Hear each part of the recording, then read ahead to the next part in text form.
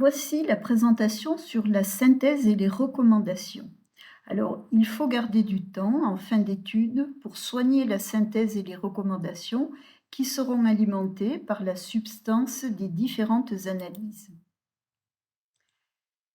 Cette partie de l'étude est fondamentale et permet de rédiger le résumé exécutif et le study brief de 6 pages que beaucoup de lecteurs consulteront en priorité. Tout au long de l'étude, les échanges entre les membres de l'équipe autour des 4 questions structurantes favorisent une compréhension générale du système de la chaîne de valeur. Ceci permet une synthèse formelle de l'étude à compléter par des recommandations. Les experts doivent fournir une image claire du fonctionnement de la chaîne de valeur en exposant les principaux résultats et points critiques. La synthèse reprend des éléments de l'analyse fonctionnelle, comprend les réponses aux 4 questions structurantes, ajoute une analyse des risques pour la croissance, l'inclusion et la durabilité de la chaîne de valeur, résume les avantages et forces essentielles et identifie les principaux points de levier pour l'action. Les experts doivent répondre aux questions structurantes en soulignant les principaux résultats et conclusions correspondant à leur appréciation de la situation de la chaîne de valeur selon une perspective intégrée. Ils doivent montrer la performance de la chaîne de valeur en s'appuyant sur les indicateurs clés dans les différents champs d'analyse. Ils doivent aussi montrer la diversité des situations, la gamme des situations et les disparités entre les différents types d'acteurs et les différentes sous-chaînes, de façon à informer les décideurs de façon plus efficace qu'en moyenne ou pour une situation générale. Cela ouvre la réflexion sur la variabilité des impacts et sur les mesures spécifiques appropriées pour les atténuer quand ils sont négatifs ou les amplifier quand ils sont positifs. L'analyse des risques fait l'objet d'une question centrale dans la méthodologie Vissier-Faudy.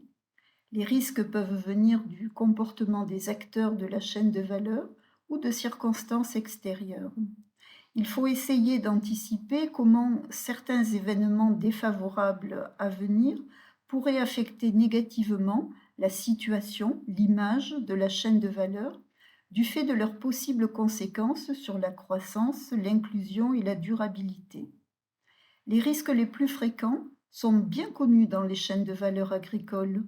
Ils proviennent en général de l'évolution et de la volatilité des prix, de la logistique, des infrastructures, des politiques, de l'environnement des affaires, des relations sociales, du marché du travail, de la sécurité alimentaire, des questions sanitaires ou phytosanitaires, du climat et du changement climatique, des ressources naturelles, etc.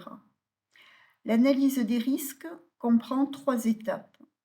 La première étape, c'est identifier et caractériser les principaux risques, le type de risque, événements climatiques, chocs économiques, les facteurs qui interviennent, le stade de la chaîne de valeur concernée et les acteurs qui pourraient être affectés.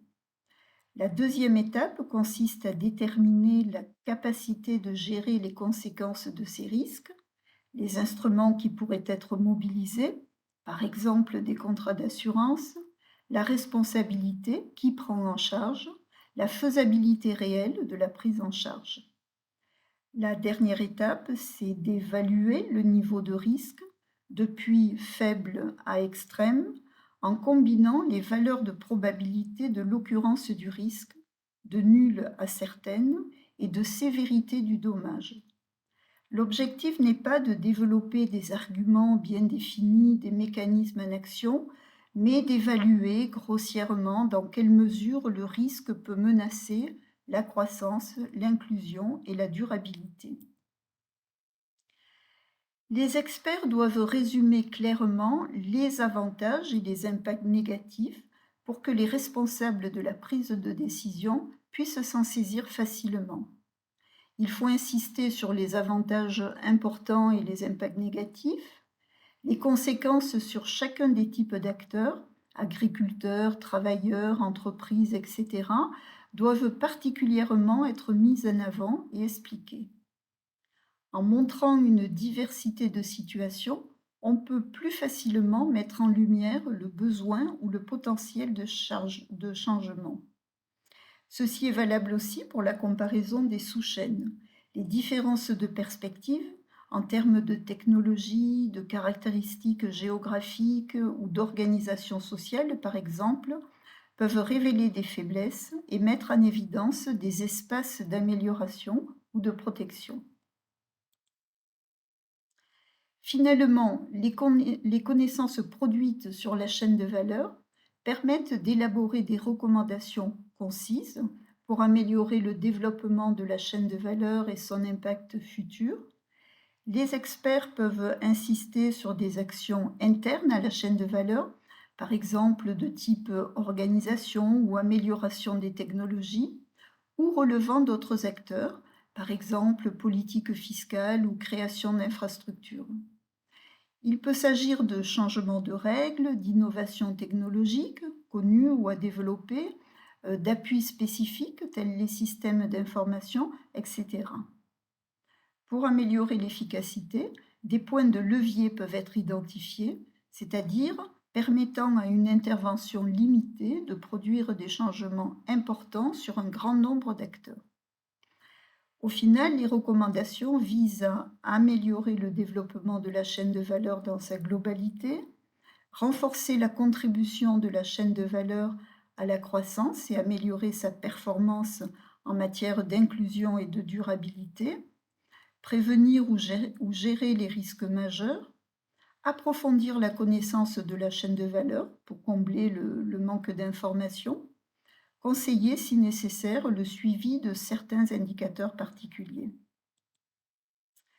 Pour terminer, nous faisons ici une mention spéciale pour attirer des recommandations en ligne avec les réflexions en cours concernant la transition agroécologique dans sa dimension production, mais aussi sur les segments aval des chaînes de valeur, transformation, transport, consommation.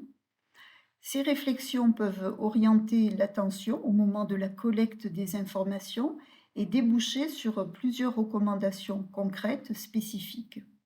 Ces recommandations doivent découler des analyses et peuvent s'appuyer sur les 10 principes de la FAO concernant l'agroécologie ou les 13 principes élaborés par le HLPE et repris ici. Il s'agit d'identifier ce qui est possible et pertinent pour améliorer l'efficience des ressources utilisées, renforcer la résilience des systèmes, assurer l'équité et la responsabilité sociale.